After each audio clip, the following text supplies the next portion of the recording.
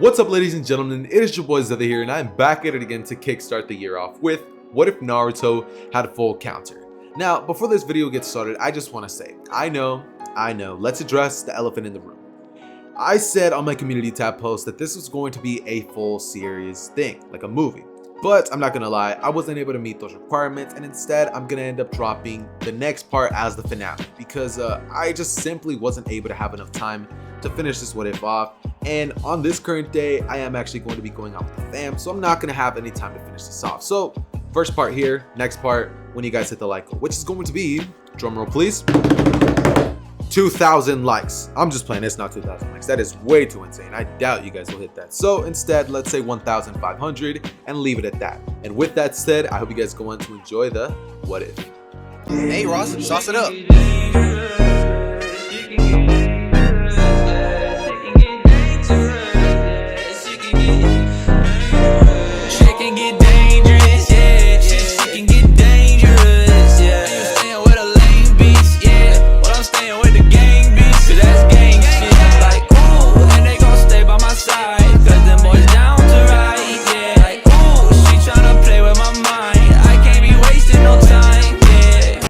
Okay, so we start the story off when a baby Naruto was born.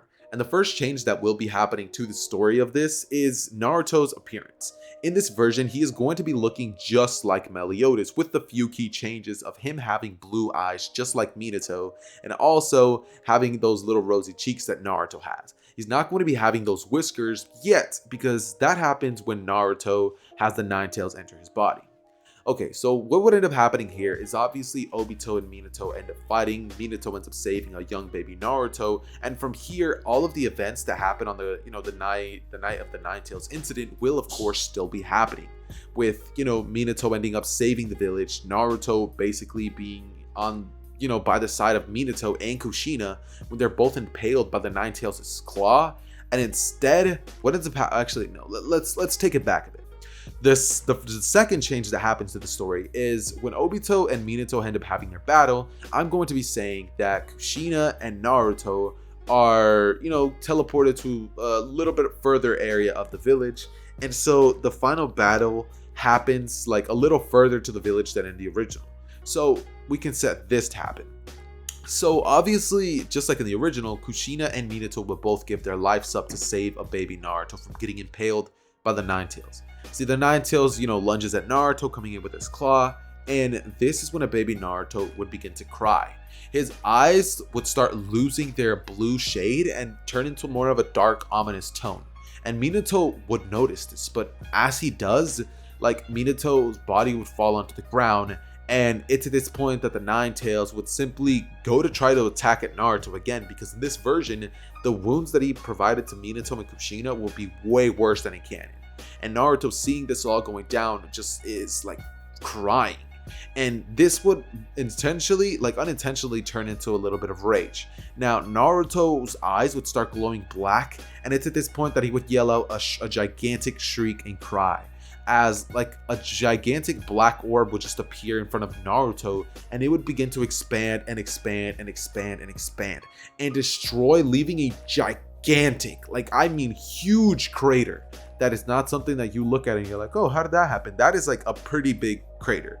Now, it's not going to be the size of the entire village or half of it, but it is going to be a very, very massive hole. A huge one that was able to destroy the entirety of the Nine Tails and a lot of forest around the area. And when that happens, everybody gets blown back. A gigantic gust of wind would go by the village, and it's at this point that Hiruzen would find a baby Naruto on the ground. It's at this point that Naruto's eyes would have gone back to normal, and he would have simply been crying. Hiruzen would go up to Naruto as he would take him in and begin to raise him as his own.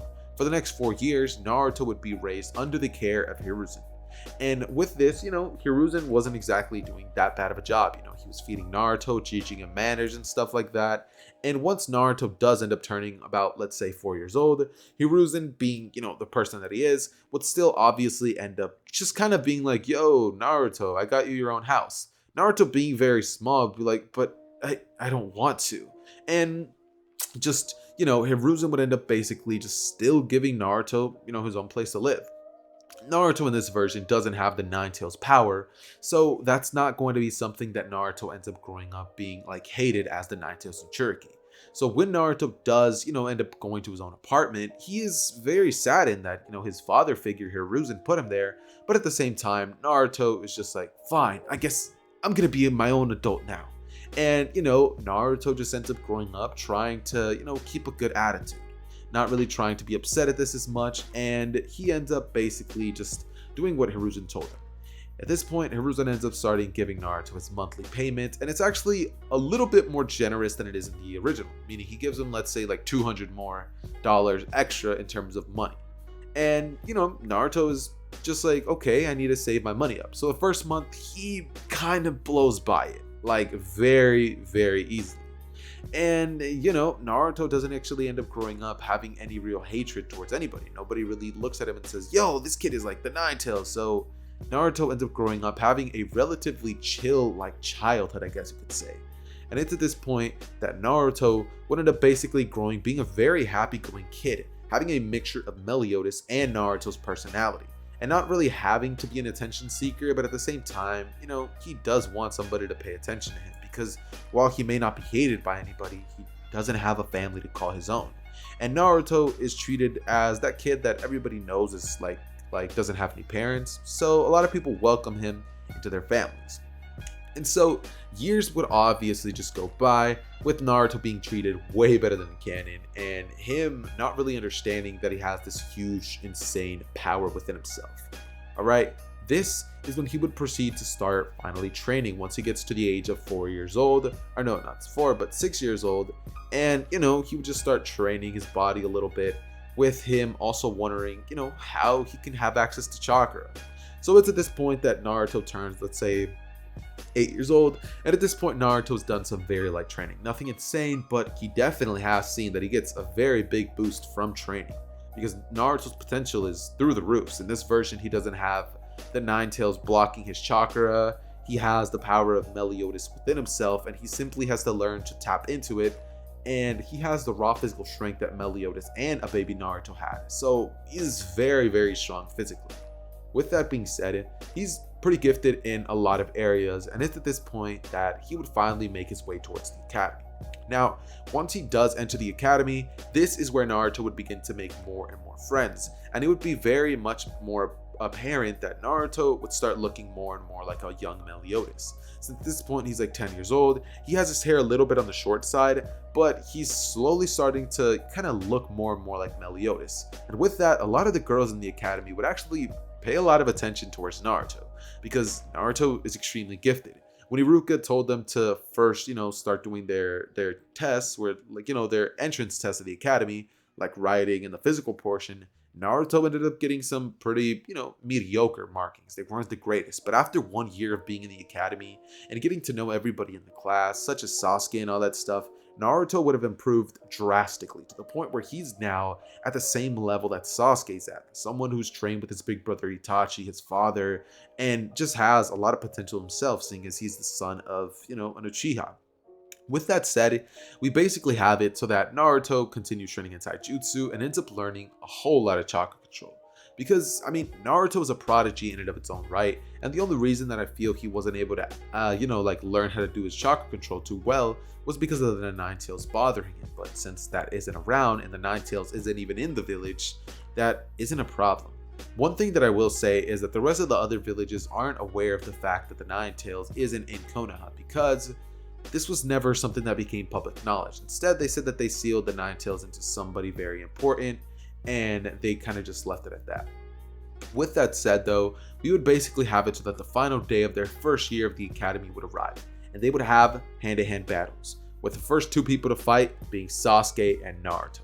Now Naruto and Sasuke would turn towards each other as they would create the hand sign for, having a good fight, and Sasuke would smile because this version, Naruto and Sasuke are, they talk to each other. I wouldn't say they're friends quite yet, but they're like acquaintances.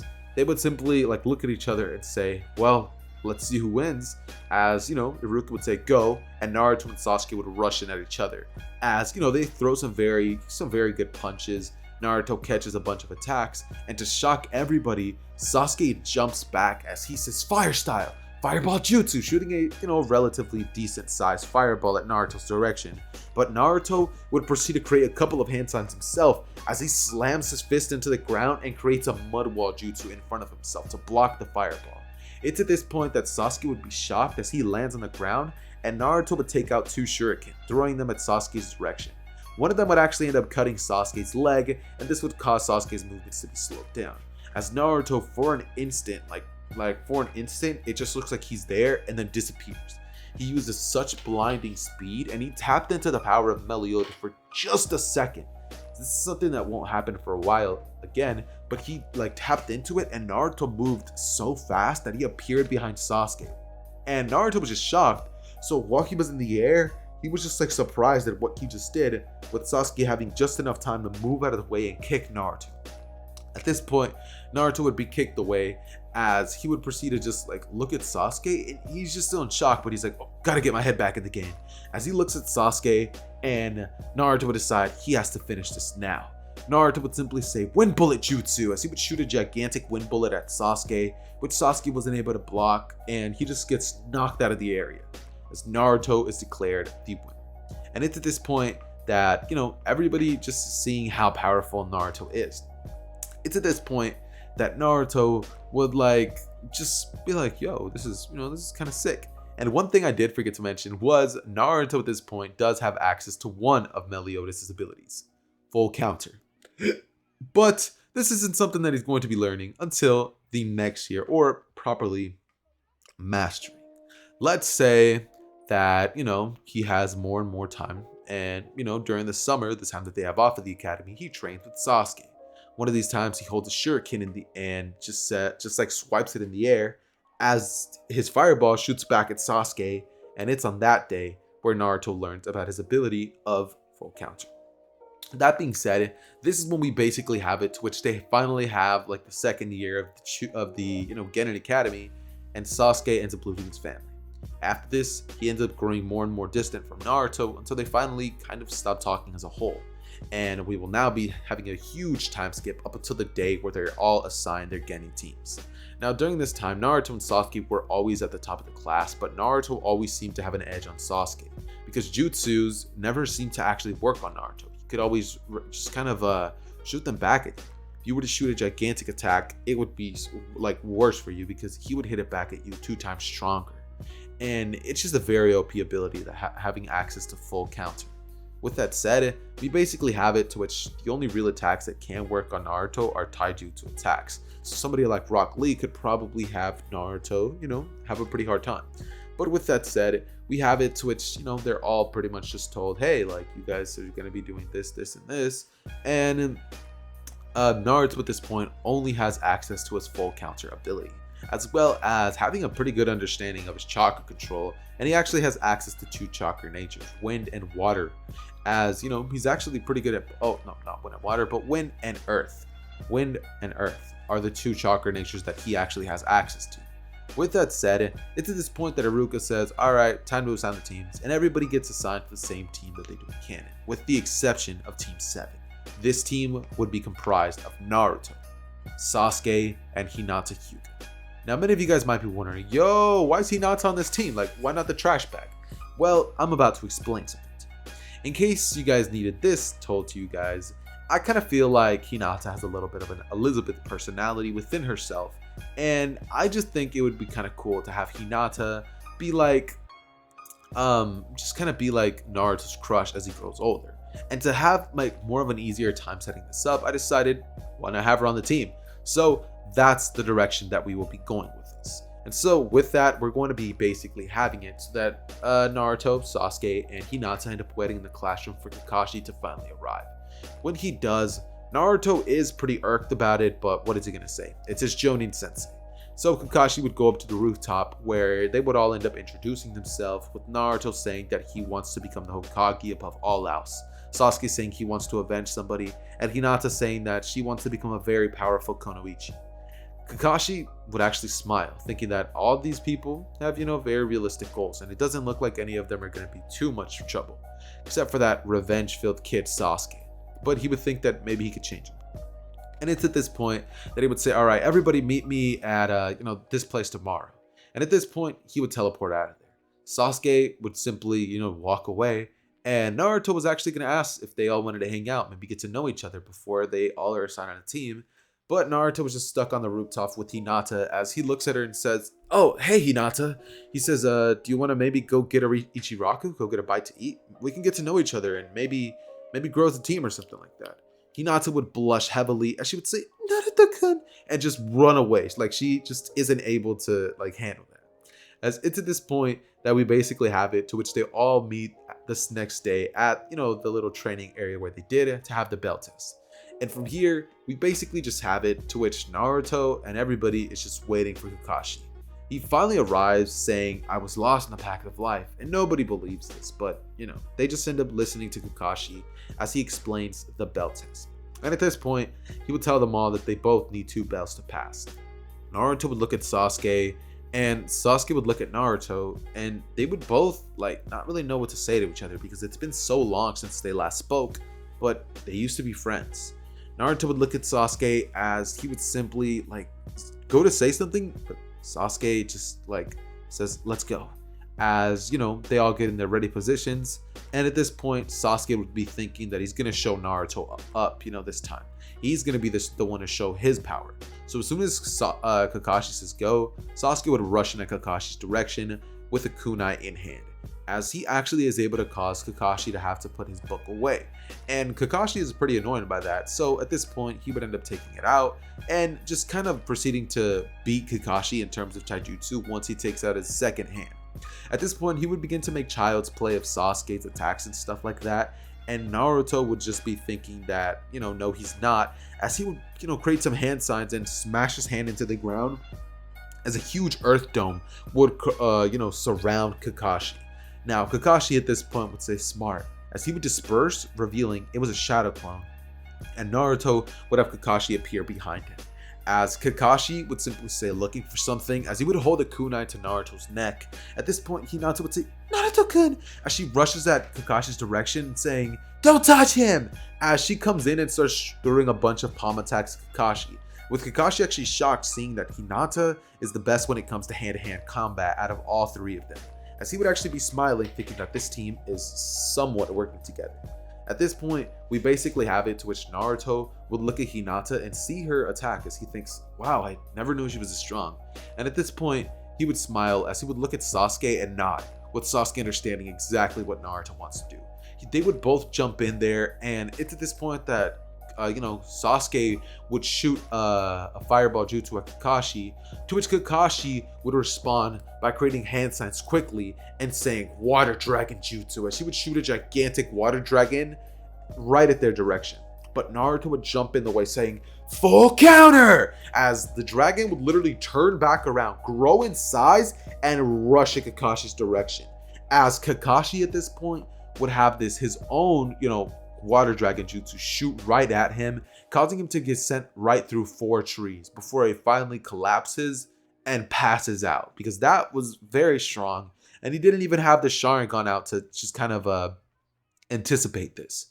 So had Kakashi had his Sharingan out, this would have gone a lot different, but it is what it is. It's at this point that he would wake up telling them all that they ended up passing and that the real point of this was just to see their teamwork. As it's at this point that everybody would smile, and Sasuke would look at Naruto as he just nods and shows Naruto some sort of respect.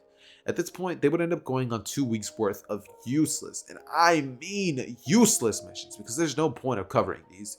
They're just garbage. The missions are not fun.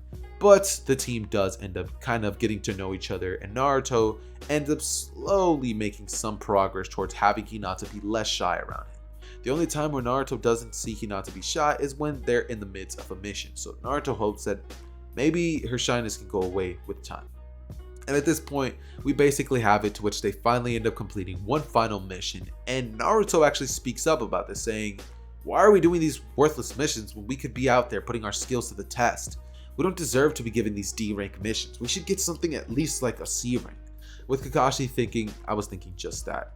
They would end up going to Hiruzen's office, where they would ask for a more capable mission, and Hiruzen would end up saying, "Very well," as a drunken man would walk in there. Tazuna, he would say, This is the team that you expect to protect me? I paid you good money for this, Hiruzen. As Hiruzen would say, this is a C-rank team. He would explain that that over there is Kakashi, this is Sasuke, Naruto, and, he would just basically be like, this is the team that's going to be protecting you. Tazuna would just look at them all and be like, as Naruto would end up just kind of like looking at his direction and just being like, oh, okay. As it's at this point that, Tazuna would get out of there. And when I said Naruto would be like, oh, okay, that's just him internally realizing that maybe he bit off a little more than he could chew, because this guy just looks like a problem and a half waiting to happen. But they would end up meeting with each other the next day, and it's at this point that they would all meet on the bridge. Tazuna would be in a much better state, but still say that, sorry about yesterday, but saying that they better do a good job protecting him. Oh, and quick thing, sorry for that background noise with the sirens and all that, couldn't avoid it. But with that said though, we basically have it to which the team finally ends up embarking on their mission. And when they do this, they end up running into the Demon Mist brothers. Now, as soon as this happens, Naruto was obviously able to, see that there was a Genjutsu there, and so was Sasuke. So they both would immediately jump into action after Kakashi basically gets hit by the Demon brothers, and they're all just like Naruto, go! As they just jump in, and they both know Kakashi isn't actually hurt. So they end up taking out the Demon brothers, and afterwards Kakashi ends up coming out as he's like, good job, guys. He would end up congratulating all of them, saying that they actually did a pretty good job, and they're all just thinking, oh, that's cool. As it's at this point that that all of them are just simply thinking, yeah, like we could do our own thing, and Kakashi's just happy with the team. Honestly, guys, I'm not gonna lie to you guys. I was in the middle of texting, so if what I just said right now made no sense to you guys, I'm sorry, but I was just babbling on just so I didn't have to stop the recording. But point being, they stop the Demon brothers and they keep going. Now, a couple of hours would go by when they finally end up running into a white rabbit. Naruto throws a kunai at the direction, and Sasuke would chuckle at Naruto, kind of poking fun at him that he would get his guard up just for a little animal.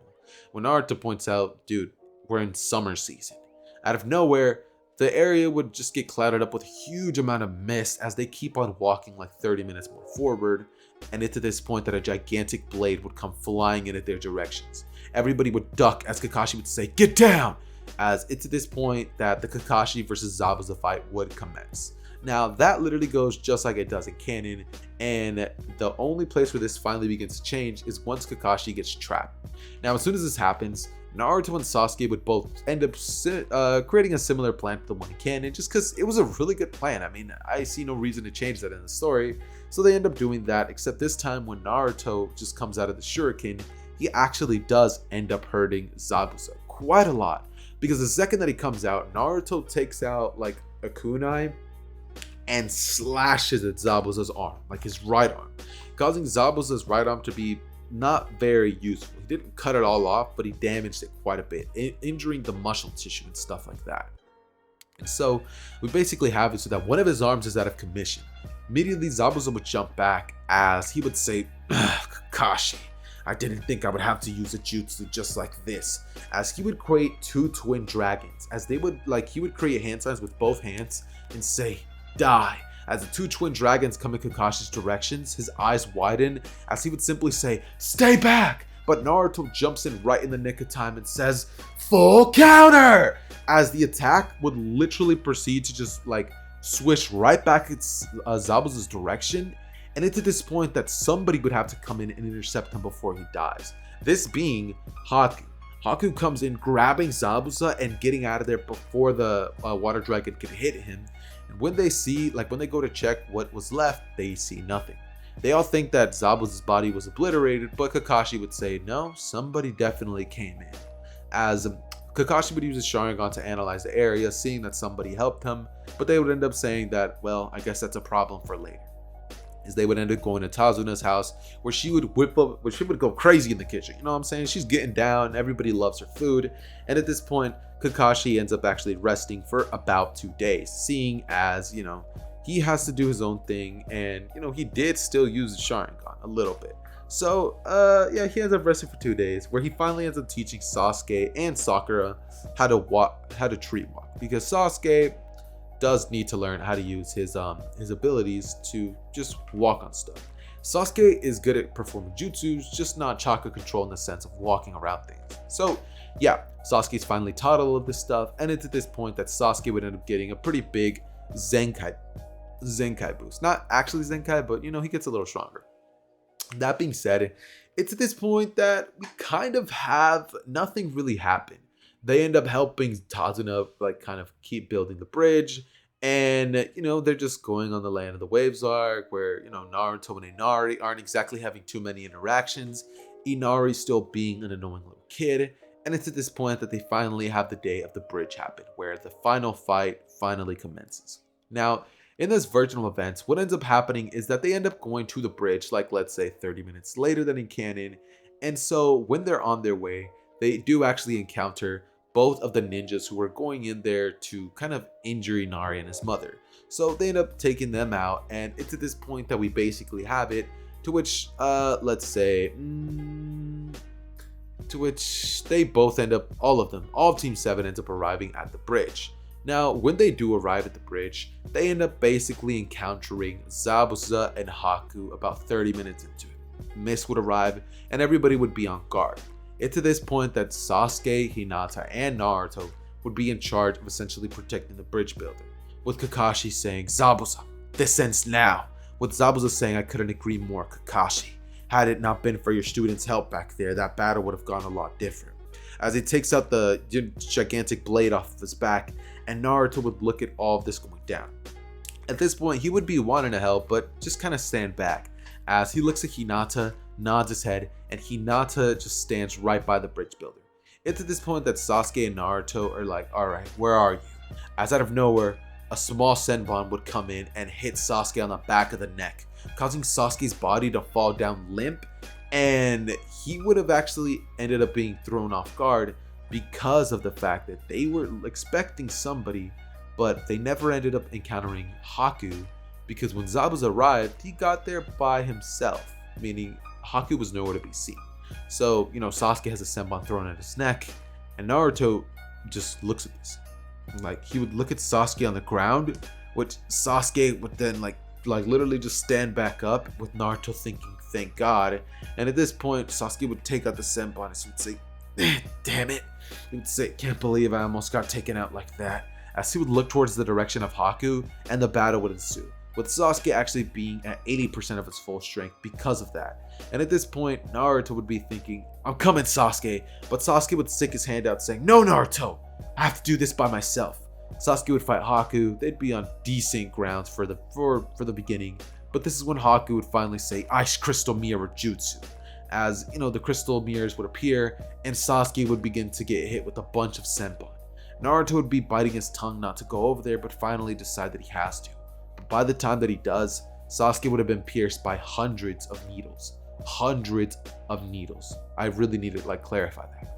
It's at this point that Naruto would just look at Sasuke as everything pauses in slow motion, and Naruto's eye color would change from that of its beautiful ocean-like blue to a dark, menacing aura, as everything about Naruto changes. Hinata's just protecting the bridge builder back there, and it's at this point that Naruto would step right, just be inside of the crystal ice mirrors, with Haku being inside of one watching all this go down.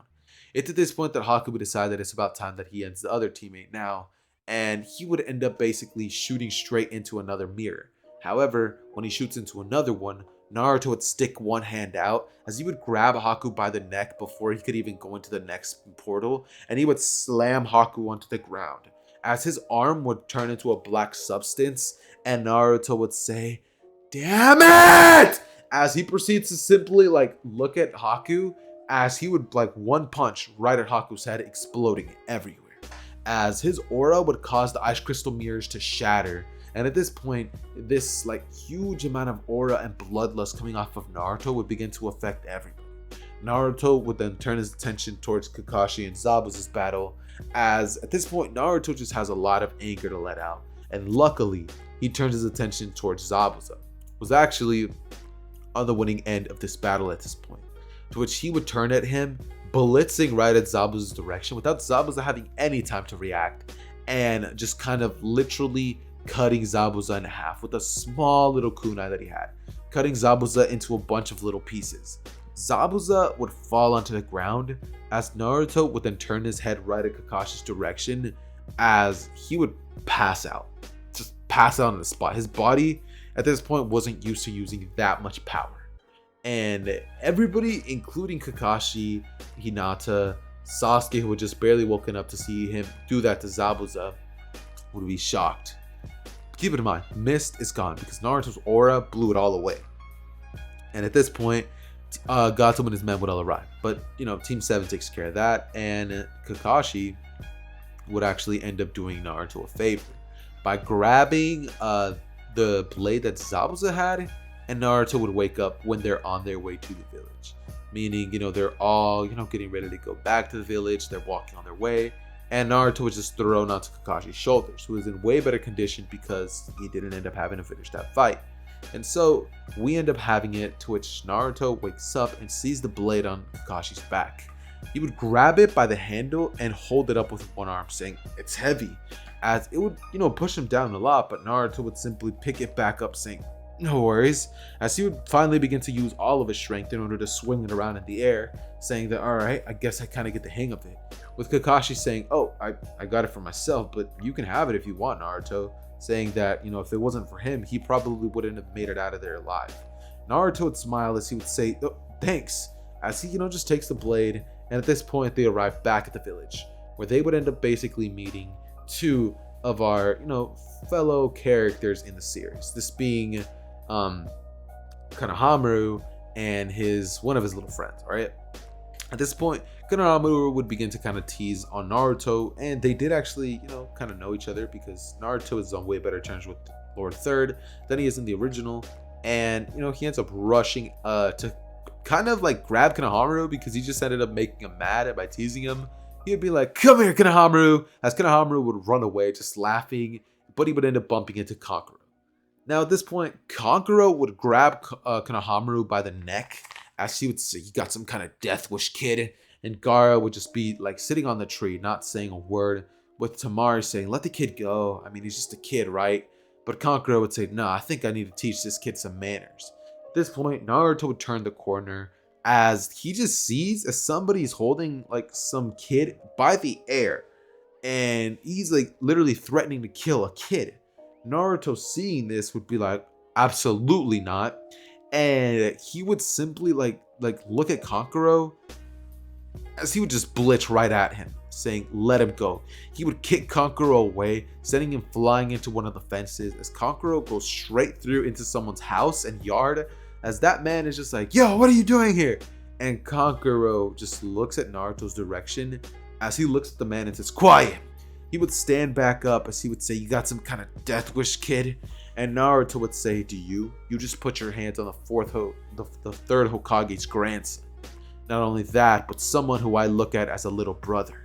He would say, if I ever see you putting your hands on another person of my village again, I'll kill you. Is that understood? And Kankuro would finally understand the severity of the situation, being like, yes, sorry. As into this point, that Naruto would look at Kankuro and say, good. He would grab Konohamaru, throwing him over his shoulder, saying, let's get out of here. With a smile on his face, he would walk away. And this scene was very similar to the very few times that Meliodas gets serious, when he finally, allows his aura to go loose, his anger to be, a fuel for his power. And at this point, Kakashi's telling Hiruzen of what happened during the mission, with Naruto just not being aware of anything, and everybody kind of like doing their own things, until they're all inevitably told about the Chunin exams. And that wraps up What If Naruto Had Full Counter Part 1. I hope you guys did enjoy today's video, and if you did, make sure to go down below and hit that like button as well as that subscribe button if you guys aren't subscribed. Make sure you guys turn on post notifications so you guys don't miss part 2. And just to let you guys know, the part 2 thumbnail will be changing, so this will be it. I'm going to be putting a picture of it up on screen just so you guys don't end up missing it. And with that said, I hope you guys go on to have an amazing new year. It has been your boy Xehther, and I am signing out. Peace.